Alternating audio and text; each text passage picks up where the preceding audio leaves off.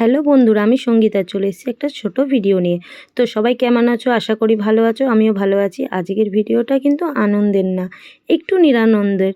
আমরা দীর্ঘ মহালয়ার পর থেকে যে মা আসছে আসছে আনন্দটা করে থাকি, বা পুজোর 5টা দিন আমরা যে আনন্দ করে থাকি, দশমীতে কিন্তু সেই আনন্দটা কিছুটা হলেও কষ্টে পরিণত হয়। আবার অপেক্ষা হয়, একটা বছরের অপেক্ষা করে থাকতে হয়, আবার একটা বছরের।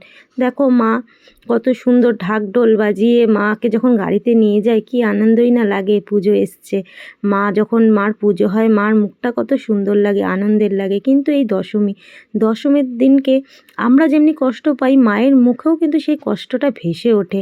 হয়তো মা মাটির তৈরি বলে সে কাঁদতে পারে না, তার চোখের জল আমরা দেখতে পারি না, কিন্তু সে সত্যি আদৌ কাঁদে যে আমার আবার একটা বছর পর বাপের বাড়ি আসা হবে।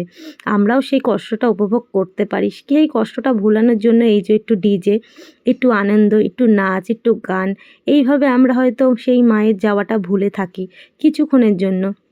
কিন্তু পরদিন সকালে উঠলেই মনে হয় যে কী একটা নেই, কী একটা মিস করছি। সেই আনন্দটা, সেই পুজোর 5টা দিনের আমেজটা। একে একে মা দেখো যাচ্ছে ভাসান, দেখে কিন্তু একটুও ভালো লাগছে না। কিন্তু কি করব, সবাই মিলে চলে গেলাম মায়ের এই বছরের লাস্ট দেখতে, যে মা যাচ্ছে ভাসান, মা আবার আসবে পরের বছর। ফ্যামিলির সবাই মিলে চলে গেলাম একটু দেখতে। এই দিনটা আর সত্যি কথা একদম ভালো লাগে না। দশমী আসলেই মাকে বরণ করি, সবই করি, সবাই করো, কিন্তু মনে মনে কিন্তু একটা কষ্ট সবাই উপভোগ করো, তাই না?